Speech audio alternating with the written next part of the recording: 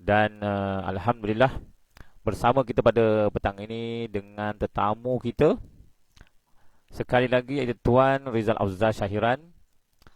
Apa khabar dan Assalamualaikum Ustaz. Assalamualaikum Tuan? Waalaikumsalam warahmatullahi wabarakatuh. Khabar Ustaz, sihat Alhamdulillah. Ja- bersiaran kita balik hari ni. Alhamdulillah. Minta maaf ya peringkat awal tadi kita ada lag suara sikit tapi tak apa. Eh, Teman kita baca Fatihah ramai-ramai tadi. Pada hari ini kita bersama lagi dalam program Celik Undang-Undang. Baik.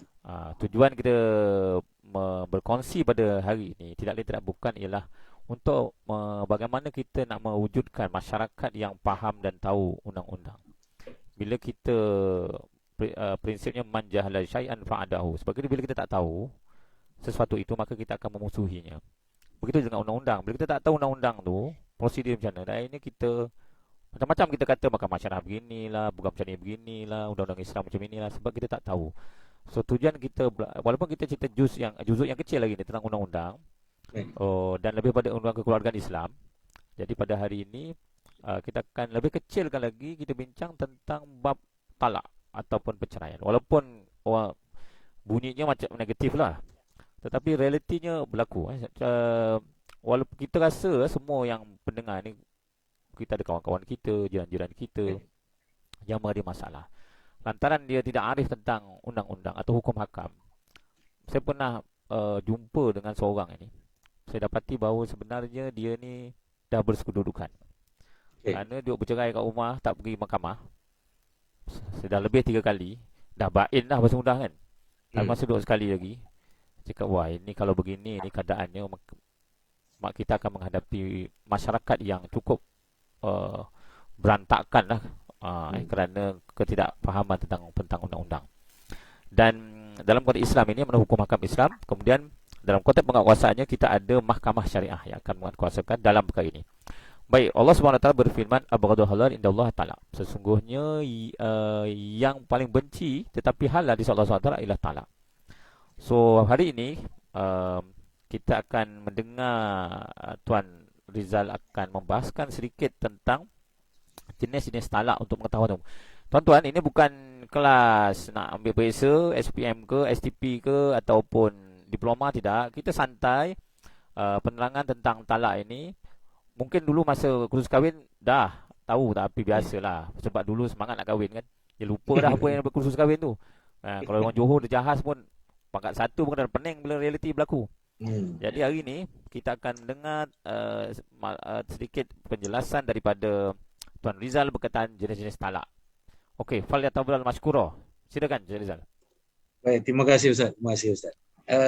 Saya bersetujulah dengan apa yang Ustaz nyatakan tadi bahawa ramai di kalangan masyarakat kita ni yang dia tak berapa faham tentang prosedur perceraian. Perceraian tu mungkin dia faham. Tapi ada juga yang masih tak faham perceraian. Okay? Lebih-lebih lagi berkaitan dengan prosedur. Memang ramai yang terkeliru tentang prosedur. Jadi serba sedikit insyaAllah apa yang saya ada ni saya kongsikan pada hari ini. Macam mana yang saya cakap tadi lah. Macam mana yang Ustaz cakap tadi. Bukannya kita nak dalam kelas terlalu formal. Kita lebih kepada santai. Santai, berbual-bual supaya, dan bahasa yang saya gunakan pun bukanlah bahasa undang-undang. Kita akan guna bahasa pasar je. Supaya masyarakat lebih jelas dan faham insyaAllah.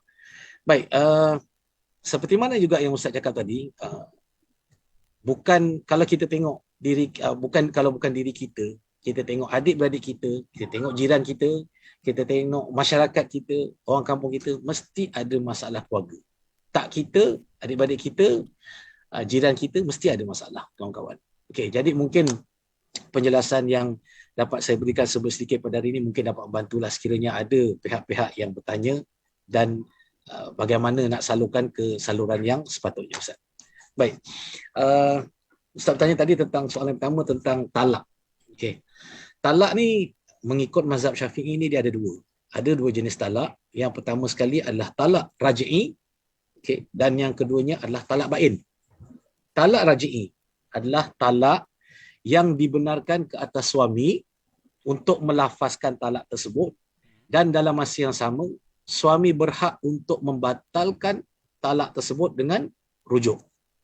Jelas saya rasa begitu. Okay. Ya betul. Semua sedia maklum bahawa talak ini adalah, talak dan rujuk ini adalah hak suami. Kalau suami nak ceraikan, anytime dia boleh ceraikan, dan suami nak rujuk, anytime dia boleh rujuk. Itu clear. Baik, itu adalah talak raj'i. Okay. Dalam rujuk ini boleh dilakukan dalam tempoh iddah, iaitu salah satu quru', okay, tanpa akad dan mahar yang baru. Anytime dia rujuk. Okay, pagi diceraikan isteri dia, aku ceraikan kau dengan talak satu. Tengah hari cakap, saya rujuk awak. Boleh. Itu daripada basic dari segi hukumnya di situ. Okay, itu adalah talak raj'i. Yang pertama. Yang keduanya adalah talak bain. Okay, talak bain ni dia terpecah pada dua pula. Pertama sekali bain sughra, dan yang keduanya adalah bain kubra. Okay, bain sughra. Ambil contohnya macam perceraian yang berlaku sebelum berlaku persetubuhan. Baru nikah, tapi mungkin berlaku persetubuhan, lepas tu berlaku perceraian. Perceraian ini dianggap sebagai bain sughra. Bain sughra ni Ustaz, okay, dia tak boleh rujuk. Tak boleh rujuk. Okey. Tak boleh rujuk, tetapi perlu kepada nikah yang baru dengan mahar yang baru. Dengan akad baru dan mahar yang baru. Okey, itu adalah bain sughra. Yang keduanya adalah bain kubra. Bain kubra ni, tadi bain sughra bain kecil lah. Bain kubra ni bain besar. Perceraian dengan talak 3. Yang tak boleh nak rujuk dan tak boleh nak nikah balik, kecuali bekas isteri itu telah bernikah dengan orang lain dan telah disetubuhi dengan suami yang baru dan diceraikan, baru boleh nikah balik. Itu adalah bain kubra. Yang biasa orang kita panggil apa? Cina buta kan? Itulah dia. Itu secara ringkas lah Ustaz. Tentang talak, pembagian talak daripada sudut hukum, berpandukan kepada mazhab Syafi'i. Wallahu a'lam. Maksudnya untuk penjelasan yang sughra tadi, yang tanpa diwati atau tanpa disetubuhi, bermakna katakanlah nikah pagi ni, bergaduh tengah hari tu, bercerai. Masa makan berdamai tu, petang tu nak kahwin balik, kena baru balik lah Ya, dia kena nikah balik dengan akad yang baru dan mahar yang baru. Okey, dalam keadaan kita di Malaysia ini, adakah dia perlu ke Jabatan Agama isi borang balik, khusus kahwin balik ke begitu? Yang macam tu. Perlu melalui proses pengesahan cerai. Oh, maknanya tak boleh lah petang tu kahwin. Tak boleh. Tu kena clear tu. Budak lawan tengah dah menyesal nak kahwin cepat je. Selain daripada contoh yang tadi tu, contoh yang lain untuk bain sughra ni adalah fasah dan juga ta'liq. Permohonan cerai ta'liq, permohonan cerai secara fasah. Ini juga dikategorikan sebagai bain sughra. Dan penjelasan tentang fasah dan ta'liq ni akan saya jelaskan nanti insya-Allah. Okey, baik. Okay.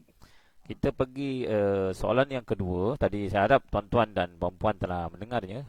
Kalau nak tahu sebarang permasalahan, soal jawab, boleh kita berada boleh tanya dalam perbualan kita di tepi. So nanti saya akan beritahu pada Tuan Rizal insya-Allah taala. Baik. Kita pergi saya nak tanya pula yang kedua ini, jenis-jenis permohonan cerai yang boleh digunakan oleh seorang isteri di mahkamah syariah. Apakah peranan peguam syar'i? Dia maksud di sini ialah kalau dulu ni bergaduh cerai dah tinggal. Kan? Sekarang ni kita ada undang-undang, kita ada mahkamah, sebab banyak perkara kita nak jaga. Jadi bagaimanakah ataupun jenis-jenis permohonan perceraian yang boleh digunakan oleh seorang isteri yang di mahkamah syariah, dia mohon untuk bercerai. Ini isteri yang mohon bercerai. Kan? Suami je lapangkan talak, isteri je mohon. Okey, silakan tuan. Okey, baik. Terima kasih Ustaz. Okey, biasa kita dengar lah kalau misalnya kata perempuan nak bercerai ni, dia minta dengan suami, minta cerai, dah tak tahan lah kan, dah kena pukul, kena bantai, yang suami kaki judi dan macam-macam benda-benda negatif, nak minta cerai. Ayat yang biasa akan keluar daripada suami adalah, sampai mati pun aku tak akan ceraikan kau. Itu ayat biasa. Itu bukan setakat isteri yang dengar, saya sendiri yang beramal di mahkamah pun akan dengar benda yang sama. Kalau kita minta cara baik, dia memang tak akan lepaskan cara baik. Tetapi mahkamah syariah, cantiknya di sini, dia ada peruntukan untuk membolehkan isteri-isteri ni terlepas daripada perkahwinan sedia ada dengan prosedur dan peruntukan yang telah ditetapkan. Tetapi perlu melalui proses-proses yang agak rumit lah sebenarnya. Taklah rumit mana, tapi kalau misal kata dilantik peguam, insya-Allah peguam tu boleh bantu. Misalnya, okey. Jenis-jenis perceraian. Saya rumuskan di sini ada 7 permohonan yang boleh dimohon oleh mana-mana perempuan untuk membubarkan perkahwinan. Okey. Yang pertama sekali adalah perceraian secara baik. Apa yang dimaksudkan dengan perceraian secara baik ni? Orang dengar nak cerai tapi kenapa ada baik pula? Bukan bergaduh. Okey. Perceraian secara baik ni adalah dia mohon dekat mahkamah, dia minta dengan suami dia untuk dilepaskan dan suami bersetuju untuk lepaskan. Itu adalah perceraian secara baik. Okay, di bawah Seksyen 47. Saya menggunakan enactment, saya rujuk pada enactment Negeri Johor. Enactment Undang-Undang Keluarga Negeri Johor. Iaitu perceraian secara baik di bawah Seksyen 47.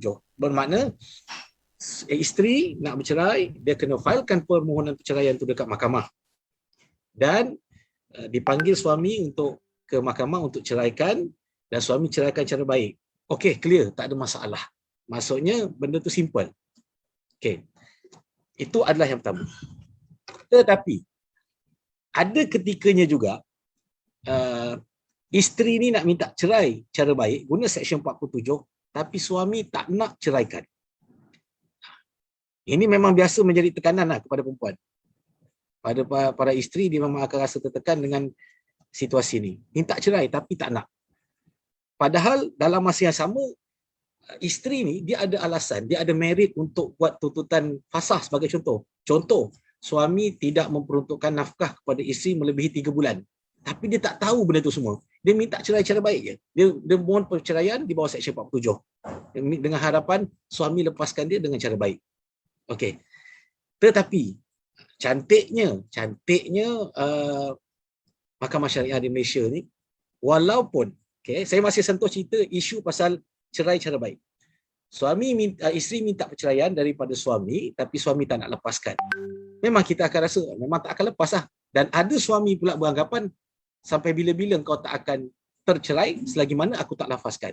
Tetapi perlu diingat, Mahkamah Syariah dah susun, dah sediakan satu prosedur. Kalau misal kata suami tak nak lepaskan isteri dengan cara baik, dia ada satu peruntukan lagi Ustaz.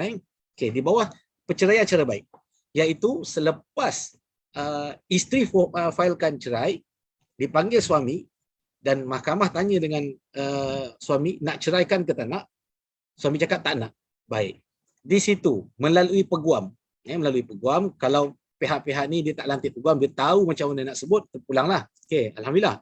Kalau tak tahu, peguam akan bantu. Peguam akan mohon kes dirujuk kepada JKP, Jawatan Kuasa Pendamai di bawah Seksyen 48. JKP. JKP ni adalah bukan orang mahkamah. JKP ni adalah orang selain daripada mahkamah, biasanya pejabat agama, dan pejabat agama akan melantik wakil keluarga daripada kedua-dua belah pihak. Wakil suami, wakil isteri untuk damai. Dalam tempoh 6 bulan biasanya hakim bagi peluang. Nama pun Jawatan Kuasa Pendamai.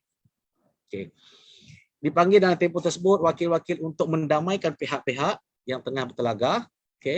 Dan kalau misal kata tak boleh juga dalam tempoh 6 bulan tu untuk berbaik, maka satu laporan akan dibuat kepada mahkamah semula, kepada hakim. Dan hakim akan mengarahkan untuk hakim akan tanya balik dengan suami, kamu nak ceraikan isteri kamu atau tidak? Kalau dia kata tak nak ceraikan juga, maka mahkamah akan melantik hakam. Hakam masih lagi wakil daripada ahli keluarga pihak-pihak. Hakam kali kedua ni bukan untuk mendamaikan lagi. Lebih kepada untuk suruh pihak-pihak ni bercerai. Selepas tempoh tersebut untuk bercerai tak boleh juga, barulah mahkamah akan melantik hakamnya sendiri, hakam sendiri bukan daripada ahli keluarga yang akan menceraikan pasangan ini. Akhirnya akan berlaku juga perceraian sebenarnya. Dalam situasi ini saya ada pendirian saya sendiri. Seolah-olah macam orang berpandangan bahawa macam terlalu mudah seorang isteri untuk mendapat perceraian. Ada mudah sangat. Ada hal sikit je, terus report. Pergi daftar kat mahkamah, mohon melalui hakam. Biasanya orang akan anggap macam tu. Ada baik, ada buruknya. Baiknya apa? Memanglah, contoh kalau misal kata suami bermasalah, tak ada masalah. Okay, untuk dapatkan perceraian melalui hakam tu. Tapi kalau misal kata lah, isteri yang buat hal. Itu pendirian saya. Bermakna kalau misal kata isteri yang buat hal, isteri yang buat salah, tapi dia nak cerai, dia minta dapat perceraian. Jadi ada satu sudut di situ saya melihat ada satu penganiayaan, kezaliman kepada suami yang terlalu baik. Jangan kata benda ni tak berlaku, Ustaz. Zaman sekarang saya tidak menyalahkan mana-mana pihak, tetapi saya lebih bercakap kepada realiti. Apa yang berlaku sekarang ni. Realitinya sekarang ni bukan sahaja kalau dulu 10 tahun lepas, 15 tahun lepas kita akan tengok bahawa suami yang banyak buat hal dekat dalam institusi rumah tangga dulu. Tetapi sekarang sama naik. Bermakna banyak juga berlaku perceraian ini berpunca daripada bukan kerana suami semata-mata tapi isteri juga. Ini realiti. Saya bukan nak menyalahkan perempuan salah, lelaki salah, tak. Ini balance. Faktanya begini. Inilah yang berlaku dekat mahkamah sekarang. Jadi rumusannya tadi, yang pertama permohonan perceraian, kalau suami tak nak ceraikan boleh dirujuk kepada JKP dan hakam, dan akhirnya nanti mahkamah akan ceraikan pihak-pihak ni. Satu hakam. Kuasa talak itu diserahkan kepada hakam. Dan perceraian tersebut dikira sebagai talak khul'i, iaitu tebus talak. Contoh, tolong. Hakam akan siasat, hakam mahkamah, bukan hakam ahli keluarga. Hakam mahkamah akan siasat siapa punca kepada perceraian ni berlaku. Nak bercerai ni, siapa puncanya. Kalau dilihat kepada kesalahan isteri yang ada salah, dan hakam akan menetapkan satu jumlah tebus talak berdasarkan hantaran yang 5,000, 4,000, 3,000, 10,000, itulah dia. Kebiasaannya. Dan kalau berlaku kesilapan, punca perceraian ini berlaku daripada suami, dia akan kenakan talak khul'i ini, dengan satu jumlah yang sangat rendah. RM2, RM1 atas budi bicara mahkamah. Dan banyak dah kes-kes perceraian yang secara baik ini tak boleh berlaku, suami tak nak bagi kerjasama, dan akhirnya mahkamah yang akan ceraikan melalui hakam, dan hakam yang akan ceraikan. Kes ni terlalu banyak sekarang, Ustaz.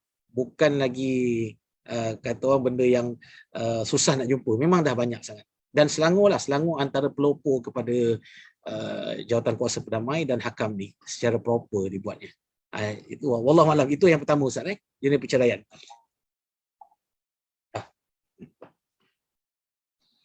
Ada pertanyaan tadi, kalau perasan ada orang tadi tentang lepas cara taklid tu. Kalau mungkin boleh sentuh dulu sebelum kita berehat sebentar ni, iaitu boleh tak Tuan menjelaskan tentang cerai taklid ni, sebab di Malaysia ni memang semua buat lepas taklid ketika nikah lah kan. Macam tadi, adakah lepas taklid ni perlu jawatan kuasa hakam juga ke, berdamai juga ke? Sebab kalau nak ikut dalam pembuaran panggilan kan ada macam-macam kan, zihar lah apa semua. Jadi yang tadi tu lebih kepada berdamai, bercerai damai. So mungkin ini boleh Tuan jelaskan sedikit tentang taklid ni, cerai taklid ni. Baik. Yang tadi itu adalah permohonan perceraian secara yang pertama. Yang keduanya adalah perceraian secara taklid. Okey. Perceraian secara taklid ni, Ustaz, baik, setiap negeri dia ada lafaz taklid berbeza.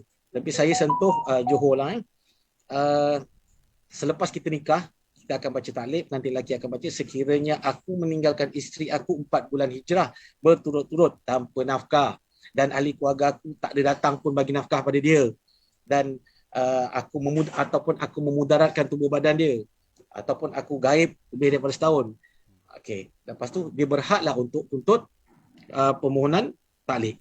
Okey, tetapi ada juga masyarakat yang bijak pandai, dia akan cakap, kenapa kes-kes macam ni nak perlu bawa ke mahkamah? Kan dekat dalam taklid dah cakap, kalau misal kata suami dah langgar, maka berlakulah perceraian. Tak, sebenarnya dia kena baca betul-betul. Sebab tu di hujung taklid tu biasanya ada uh, satu ayat tu perlu dirujuk di hadapan qadi. Saya dah banyak terima Ustaz yang klien-klien yang datang dia tak puas hati. Kenapa mesti bawa pergi mahkamah? Suami dah langgar dah ni, kira dah cerai lah. Kat bawah tu saya cakap dia, tengok balik sijil nikah tu. Ujung tu ada apa? Lapor kepada qadi. Dan qadi yang akan, mahkamah lah tu maksudnya, bawa kepada mahkamah dan mahkamah setelah memeriksa pihak-pihak puas hati, barulah dipisahkan, dibubarkan perkahwinan di antara kedua-dua pasangan suami isteri itu. Itu adalah berkaitan dengan taklid. Rumusnya, saya rumuskan di sini Ustaz bahawa bila seorang isteri sekarang ini dia failkan cerai dekat mahkamah, hak talak tu dah bukan lagi pada suami. Saya rumuskan bagi mudah. Bila seorang isteri dia failkan kes dekat mahkamah aja, hak talak tu dah pindah kepada hakim. Dia akan berlaku adil lah di situ. Ya, betul. Maknanya kalau dalam lepas taklid tu, kalau isteri tak buat laporan ke Jabatan Agama dan bayar RM1 buka fail tu, automatically dia masih suami isteri kan? Dia masih suami isteri. Dan taklid ni dia perlu melalui proses. Proses ni nanti saya akan terangkan untuk talak biasa tadi, taklid dan seterusnya saya akan terangkan ni. Dia ada proses dia. Nanti saya akan terangkan supaya masyarakat faham macam mana nak buat. Okey, kita akan berehat sebentar tuan-tuan. Terima kasih untuk bagi bernapas sikit pada Tuan Rizal ni. Jadi nampak perbincangan kita ada nampak memberi penjelasan pada masyarakat yang dengar. So kita akan berehat sebentar untuk memberi laluan pada iklan Jom Masuk Unicell. Baik.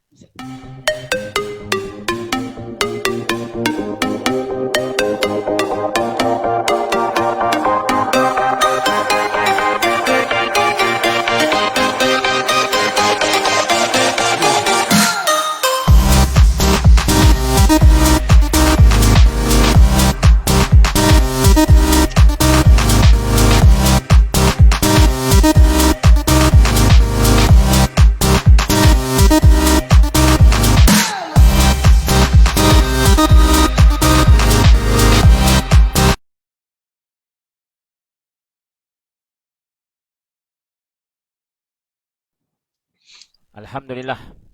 Terima kasih tadi kita memberi iklan tentang Jom Masuk Universiti kerana sekarang ni memang musim anak-anak mak bapak sedang mencari ruang-ruang pelajar di universiti. So Unicell sekarang ni sedang kita membuka seluas-luasnya pendaftaran pelajar-pelajar asasi, diploma dan ijazah. So Jabatan Pengajian Islam kita ada 3 program, iaitu program diploma pendidikan, ijazah sarjana muda pendidikan dan juga ijazah sarjana muda pengajian Islam syariah. So syariah yang kita bincangkan inilah yang akan menjurus kepada kalau tuan-tuan nak jadi macam Tuan Rizal, anaknya nak jadi macam Tuan Rizal ini, jadi peguam syar'i. So kita ada pure syar'i di sini, kemudian boleh jadi seorang peguam syar'i di Malaysia ini, insya-Allah taala. Baik, kita akan teruskan perbincangan kita pada petang ini.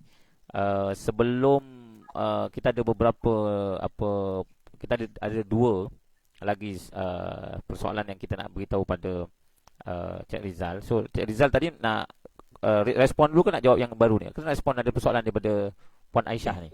Saya terima kasih Ustaz. Saya merujuk kepada salah satu respon daripada Puan Aisyah Ahmad. Kenapa orang lelaki susah dah lepaskan isteri walaupun dia dah tak suka isteri tu? Ego ke? Saja nak menzalimi isteri tu. Okey, baik. Macam susah saya cakap tadi lah. Bukan susah dah ni. Susah nak lepaskan isteri. Susah nak lepaskan isteri walaupun dia dah tak suka situ. Baik Puan Aisyah Ahmad saya harap Puan Aisyah dapat dengar penjelasan saya dan saya telah nyatakan tadi sebenarnya ada peruntukan-peruntukan yang telah ditetapkan oleh Mahkamah Syariah bagi memudahkan pihak isteri mendapat perceraian, bagi perkahwinan itu dapat dibubarkan. Tadi yang pertama saya dah terangkan tentang permohonan cerai. Suami tak nak ceraikan, boleh dirujuk kepada hakam dan akhirnya nanti hakam akan ceraikan, mahkamah akan ceraikan. Itu yang pertama. Yang keduanya adalah proses melalui permohonan secara taklid. Taklid ni pun dia ada sebab-sebab dia. Yang pertama sekali, suami tak bagi nafkah dalam tempoh tertentu mengikut lafaz taklid. Keduanya, memudaratkan tubuh badan. Ketiganya, gaib setahun. Ini antara-antaranya yang boleh digunakan untuk permohonan taklik. Baik, saya sambung balik Ustaz. Untuk yang permohonan yang ketiga, jenis-jenis yang ketiga yang boleh digunakan oleh isteri untuk membuat perceraian. Dia macam saya cakap lah, macam Ustaz cakap juga tadi, bukan kita nak menggalakkan perceraian. Sebenarnya ni lebih kepada info supaya masyarakat kita jelas. Okey. Yang ketiganya adalah permohonan pembubaran perkahwinan perceraian secara fasah. Okey, fasah. Okey. Fasah ni dia banyak sebab, banyak alasan-alasan yang boleh digunakan. Pertamanya, antaranya adalah suami tak bagi nafkah kepada isteri melebihi tempoh 3 bulan. Kena ingat nafkah ni, kalau misal kata suami tak bagi duit tapi sediakan barang makanan, itu dah dikira nafkah. Jangan silap faham. Nafkah bukan duit semata-mata, tapi adalah keperluan untuk makan, minum, untuk kehidupan. Itu yang pertama. Antaranya juga memudaratkan tubuh badan. Mudarat ni kena ingat, bukan setakat pukul biasa. Mudarat ni sampai berlakunya lebam, sampai berlakunya patah riuk, sampai berlakunya kena warded dekat hospital. Itu antaranya. Ketiganya, boleh mohon fasah kalau misal kata suami berperangai keji. Perangai keji dari segi hukum syarak, contohnya ambil dadah, berjudi, nombor ekor, minum arak, itu antaranya. Okey. Antara sebab lain antaranya suami tidak melakukan hubungan kelamin dengan isteri melebihi tempoh 1 tahun. Itu antaranya. Dia tak sentuh isteri dia, hubungan kelamin tak berlaku dalam tempoh setahun. Antara alasan yang lain boleh digunakan antaranya adalah melupuskan harta isteri. Contoh, suami suami ni tak ada duit, dia pergi gadaikan barang kemas isteri dia. Tu antaranya alasan. Dan antaranya lain apa lagi untuk fasah ni, baik. Kalau ikut dalam peruntukan tu memang tak ada Ustaz. Tapi nak dibuktikan, kalau misalkan tak ajaran sesat, itu seolah-olah dia macam kalau murtad ke. Tapi kalau misal kata itu masuk dalam suami berperangai keji bertentangan dengan hukum syarak, itu ada boleh digunakan di dalam merit yang saya nyatakan tadi. Dia bertentangan dengan hukum syarak, tapi perlu dibuktikan, bukannya senang tu Ustaz.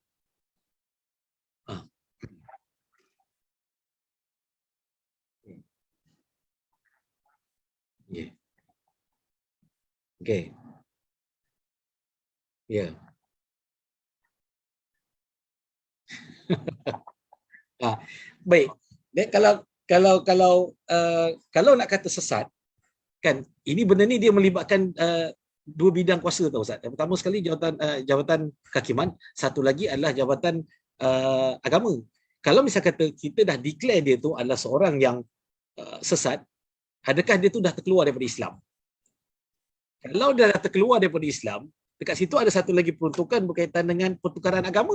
Kan kita tak tahu. Jadi bukan satu benda yang mudah, dan saya sendiri belum untuk kes-kes yang seperti ini saya belum pernah handle lagi.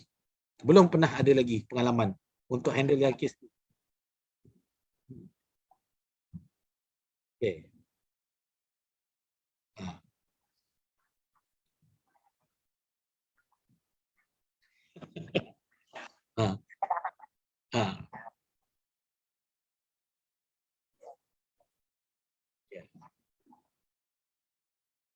Ya. Betul. Belum boleh tahan, Johor boleh tahan. Tapi setakat ni belum lagi ada Ustaz berkaitan dengan kes ni bawah tangan saya, belum. Setakat ni. Okey, baik. Itu yang berkaitan dengan fasah. Okey. Antara sebab-sebab yang saya dah nyatakan tadilah. Okey. Jadi, tapi dekat sini sebelum saya teruskan dengan yang lain Ustaz, ada orang tanya, apa beza fasah dengan taklik? Fasah dengan taklik. Sebab taklik ada juga tak bagi nafkah. Taklik ada juga memudaratkan tubuh badan. Taklik ada juga yang gaib dah lama, setahun. Okey. Fasah pun ada benda yang sama. Okey, saya kebiasaannya kalau klien datang untuk buka fail untuk perceraian ni, saya akan gunakan fasah Ustaz. Biasanya fasah ni dia banyak alasan yang boleh digunakan. Contohlah, suami tak bagi nafkah, Dalam masa yang sama, contoh dia tak melakukan hubungan kelamin dengan isteri melebihi 1 tahun pun dah boleh guna dalam fasah. Tapi dalam taklid tak boleh guna. Sebab dalam taklid tak ada dinyatakan tak melakukan hubungan kelamin melebihi 1 tahun. Jadi fasah ni dia lebih luas. Nak guna fasah boleh, nak guna taklid boleh. Tapi saya lebih suka guna fasah. Sebab dia lebih mudah berbandingkan dengan taklid. Dari segi prosedur je. Dari segi prosedur. Okey. Itu yang ketiga Ustaz berkaitan dengan fasah. Dan yang keempat adalah khuluk. Khuluk ni adalah tebus talak, di mana bahasa mudahnya isteri nak bercerai, tetapi dia nak lepaskan diri dia daripada suami tu, dia kena bayar sesuatu. Dia kena bayar satu jumlah kepada suami dia, baru berlaku khuluk. Itu tebus talak. Okay, Ustaz, Yang kelima adalah li'an. Li'an ni seorang suami yang telah menuduh isterinya berzina, ataupun dia tak mengaku kandungan isteri anak tu adalah anak dia, dan suami menuduh bahawa anak tersebut adalah anak hasil hubungan isteri dengan lelaki lain. Itu adalah li'an. Okay. Yang keenam, anggapan kematian.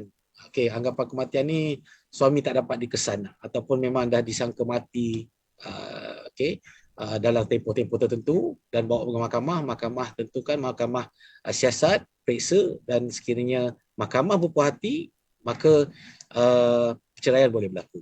Dan yang ketujuh, yang terakhir, macam yang saya nyatakan tadi, pertukaran agama, iaitu Seksyen 46 untuk enactment Undang-Undang Keluarga Islam Negeri Johor.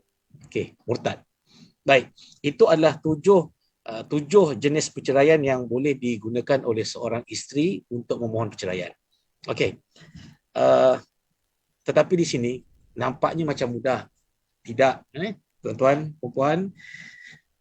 Permohonan ni dia perlu melalui satu proses perbicaraan mengikut prosedur dan teknikal yang telah ditetapkan oleh pihak mahkamah. Okey, bukannya mudah. Kalau talak yang mula-mula saya nyatakan tadi, mohon cerai cara baik, prosedur dia macam saya cakap tadi. Pergi kepada hakam, pergi ke AJKP, pergi kepada hakam. Itu yang pertama. Tetapi untuk kes-kes yang melibatkan macam taklid, kes fasah, ini dua kes yang terlalu banyak di Malaysia sebenarnya. Kes yang terlalu banyak di Malaysia ni dua je. Taklid atau fasah. Kebiasaannya fasah lebih banyak. Okey. Prosedur dia, okey. Pertama sekali, kes tu perlu difailkan, dan selepas daripada kes fasah dan taklid difailkan, perlu ada sebutan. Ini saya cerita secara ringkas. Sebutan di mahkamah. Selepas daftar, dia akan ada satu ruang tempoh masa untuk pergi kepada sebutan. Baik. Kebiasaannya mahkamah akan bagi tidak kurang daripada 14 hari. 14 hari untuk daripada pendaftaran kepada sebutan. Okey. Saya ambil contoh taklid dengan fasah je lah untuk mudah. Sebutan kali pertama. Okey, contohlah dalam tempoh pendaftaran kepada sebutan kali pertama, saman kepada pihak suami berjaya disempurnakan. Contoh, saman tu adalah permohonan isteri lah. Istilahnya adalah saman. Dapat diserahkan kepada suami. Dan bila suami datang ke mahkamah, okey, kali pertama, mungkin berlaku 3 situasi. Pertama sekali, suami datang, okeylah, saya tak nak panjang-panjang, saya tak nak aib saya dibuka, saya nak lepaskan isteri saya. Ini mungkin berlaku. Okey, selesailah kes. Diceraikan isteri dia. Yang kedua, suami tak puas hati, suami nak fight, lantik peguam untuk fight kes ni. Dan yang ketiga, kemungkinan suami tak datang. Ini ada 3 kemungkinan yang biasanya berlaku dalam 2 kes ni. Okay. Kalau suami datang, lepaskan, surrender, okey, alhamdulillah. Kalau suami fight, memanglah kena fight. Yang ketiga, kalau suami tak datang. Okey. Bila yang tadi suami dah nak lepaskan secara baik, clear. Yang dua ni, kalau misal kata suami datang tapi nak fight, okey, akan berlaku sebutan kali kedua. Sebutan kali kedua, okey, dia mahkamah akan bagi peluang kepada suami untuk bela diri, jawab balik pertuduhan isteri dalam bentuk kertas. Dan mahkamah akan tetapkan lagi sekali untuk sebutan ketiga. Maksudnya completekan dulu dokumen. Okey, siapa-siapa dekat mahkamah ni dia boleh cakap, dia boleh tuduh, itu hak dia. Tapi setiap orang yang ada kes dekat mahkamah, dia ada peluang. Prinsip asas undang-undangnya adalah setiap orang berhak untuk bela diri. Okay. Mungkin isteri dakwa suami contoh tak bagi nafkah lebih 3 bulan. Suami perlu berhak untuk bela diri. Dia akan jawab dalam dia punya kertas, okay, dalam bentuk pleading, orang panggil. Okay, lengkapkan dalam 3 sebutan ni. Selepas itu baru bermulanya perbicaraan. Okey, mula perbicaraan ni. Bicara kali pertama perlunya keterangan daripada isteri.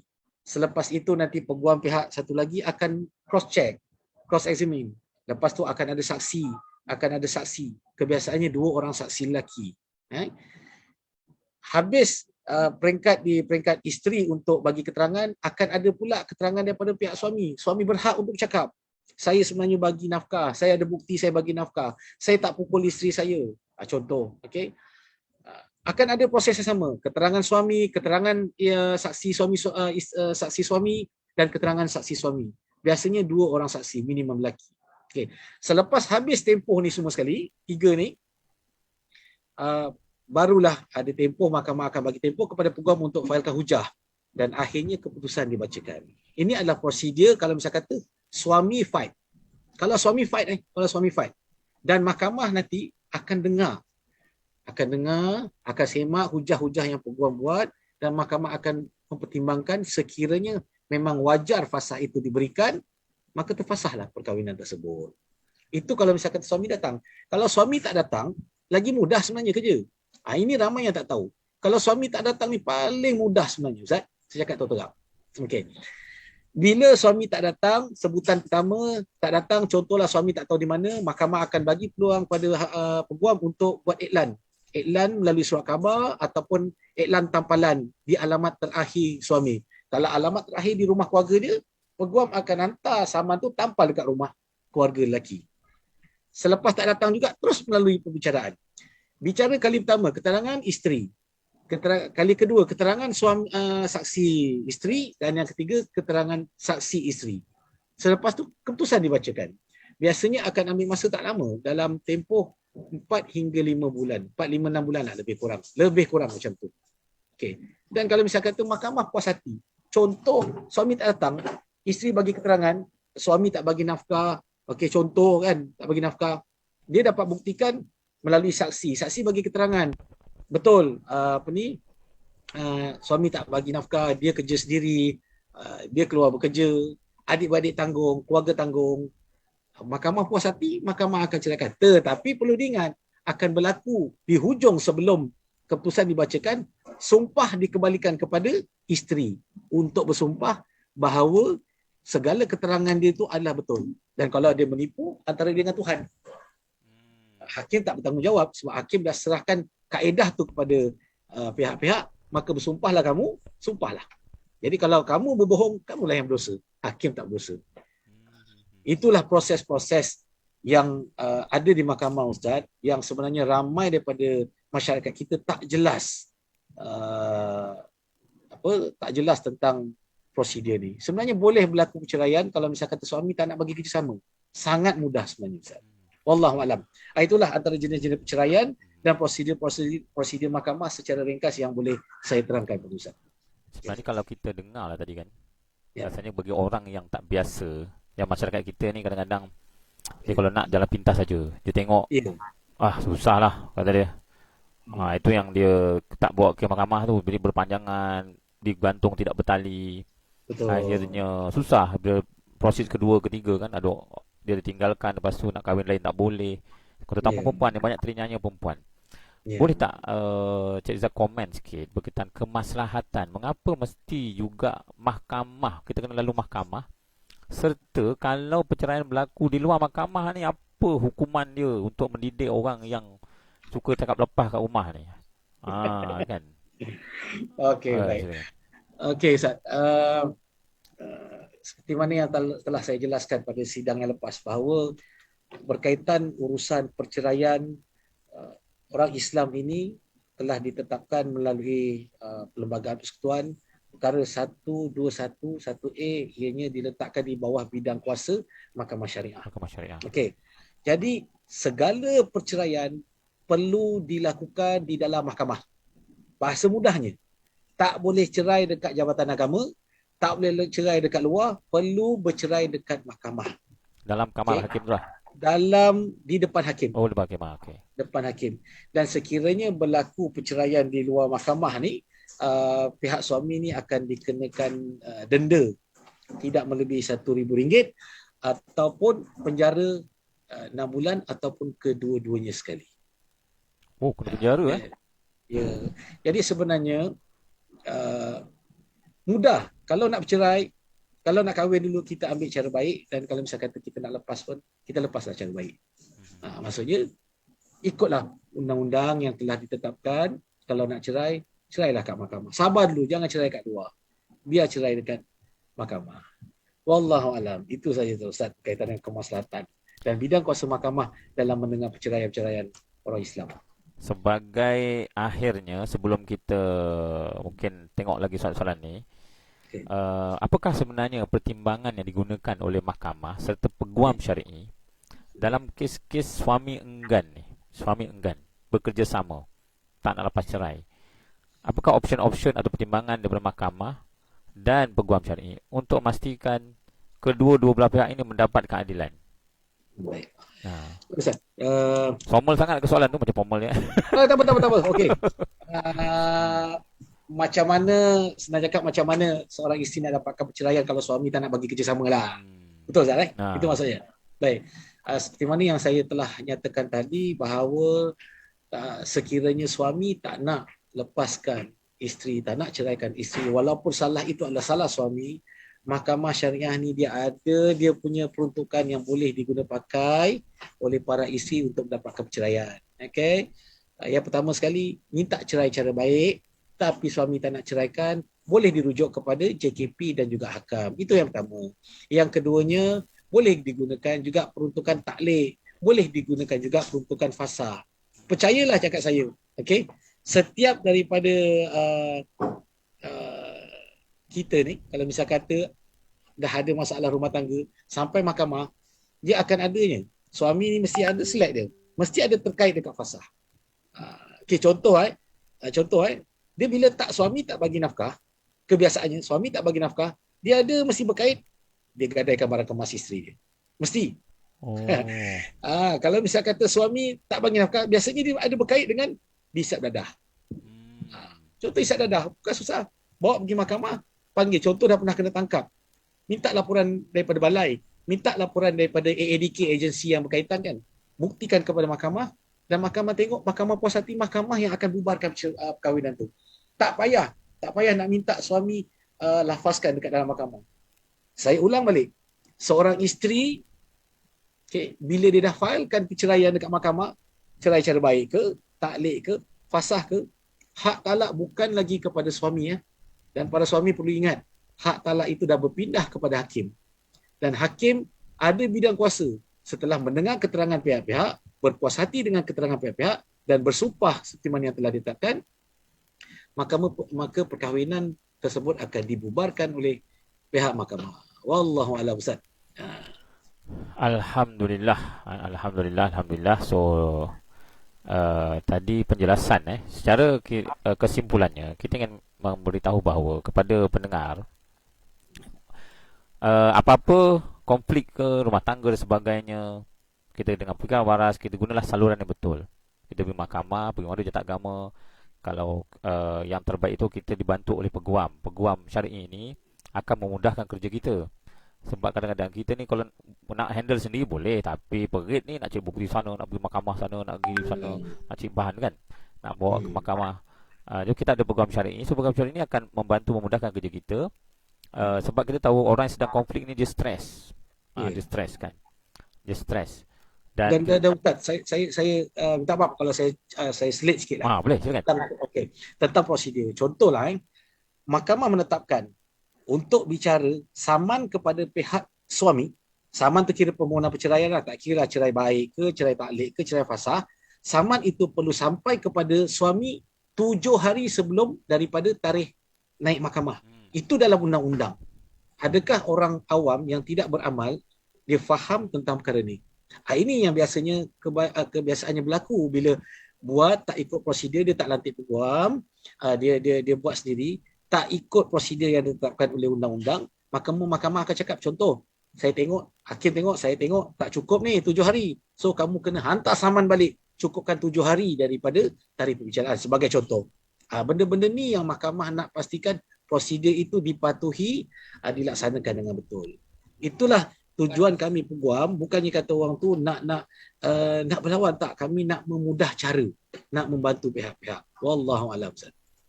Ya, begitulah tuan-tuan dan puan-puan sekalian yang dijelaskan oleh saudara Tuan Rizal. Ini baru fasa pertama, walaupun mungkin kita bersentuh-sentuh sikit ni tentang perceraian, bagaimana proses perceraian, mengapa proses perceraian di mahkamah.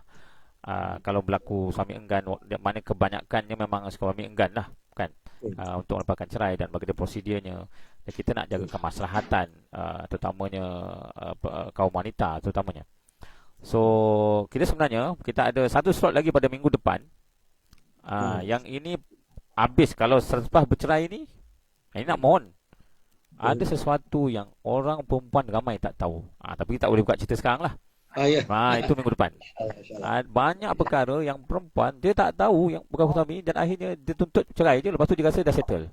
Leganya aku dah bercerai. Tapi sebenarnya ada banyak senarai-senarai yang dia boleh buat untuk memastikan masa depan dia lebih cerah, ataupun perkara-perkara yang menyebabkan bukan saja perceraian, tapi kebajikan dia terjamin, hak-hak dia terjamin.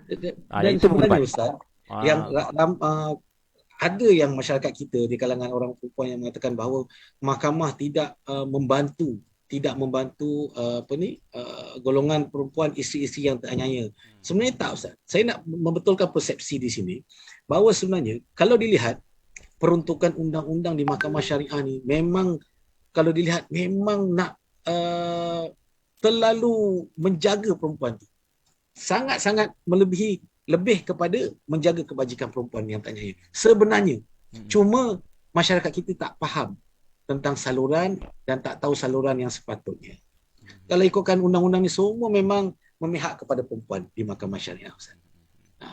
Cuma untuk dapatkan hak itu perlu melalui proses dan jalan yang betul lah, supaya tak salah dan tak berlaku salah anggap kepada mahkamah. Allahuakbar. Jadi kita nak simpulkan perbualan kita pada bola bicara kita pada petang ini berkaitan tentang perceraian ini. So sebagai kesimpulan, mungkin Tuan Rizal nak cakap apa sebelum kita tutup majlis berkaitan tajuk ni? Tak ada, Ustaz. Dah tamam, dah sempurna, maklumat asas. Semoga dia memberi manfaat kepada yang mendengar. Kalau tidak pun untuk diri kita, ialah rakan-rakan dia, jiran kita yang selalu kebual-bual kita, yang berkongsi-kongsi kita, dia mengandung masalah dia. So kita tak ada idea, kita cadangkan dia apa yang dia kena buat. So kita rakan sekerja. Dan sekarang ini saya baca berita di Sinar Harian bahawa semenjak PKP 18 Mac tahun 2000 sampai sekarang ini, peratusan atau kita punya curve makin meningkat, permohonan perceraian, kerana perceraian kebanyakan kerana suami dah tak bertanggungjawab, bukan tak bertanggungjawab, dah tak ada kerja, jadi akhirnya permohonan meningkat. Saya ambil contoh Ustaz, macam kita lockdown pertama tahun 2020 pada bulan 3, 4, 5, betul? Yang total lockdown tu 3, 4, 5, naik sahaja kerja pada bulan 6, bulan Jun 2020 tu, memang saya pun terkejut. Maksudnya banyaknya kes datang untuk perceraian ni. Ini memang betul berlaku, Ustaz. Realitinya. Bulan Jun 2020 sampailah hujung tahun, sampailah awal tahun sebelum kita lockdown tu, memang kes banyak, Ustaz. Saya tak tahu. Kalau dibuka balik mahkamah ni, masa Tuan Rizal ni dah tak ada lah. Dah tak boleh lah bersama dengan kita lagi. Penuh lah dia. InsyaAllah. Tak ada masalah, Ustaz. Kita bantu mana yang boleh. Macam yang saya pernah cakap, saya sebenarnya saya seronok dan saya suka untuk educate masyarakat tentang perkara ni. Saya sangat seronok sebenarnya. Supaya masyarakat faham, masyarakat jelas. Dan yang paling penting, saya tak nak pertama sekali mahkamah syariah dipersalahkan oleh masyarakat. Yang keduanya, tidak ada persepsi negatif berkaitan dengan undang-undang syariah, undang-undang syarak. Itu je niat saya sebenarnya. Wallahualam. Alhamdulillah. Jadi saya selaku moderator mohon ampunan maaf kepada Tuan Rizal serta pendengar-pendengar sekalian. Jadi seandainya semasa saya mengendalikan program petang ini terdapat terkasar bahasa, tersilap kata, dan kita mohon ampun dan maaf. Marilah kita bersama-sama menutup majlis ilmu kita pada petang ini sehingga kita bertemu pada minggu depan. Jangan lupa mungkin minggu depan pukul 10 pagi lah, bukan 3 petang. InsyaAllah. Yang ini tajuk yang singkat tadi, tunggu iklan kita, tapi tajuknya pasca perceraian. Banyak yang tersinggung. So kita tangguhkan dulu dengan bacaan tasbih kafarah dan suratul as. Subhanakallahumma wa bihamdika asyhadu an la ilaha illa anta wa astaghfiruka wa atubu ilaik. Bismillahirrahmanirrahim. Wal 'asri innal insana lafi khusr illa allazina amanu wa 'amilus shalihat wa tawasaw bil haqq wa tawasaw bis sabr. Assalamualaikum warahmatullahi wabarakatuh. Waalaikumsalam warahmatullahi wabarakatuh.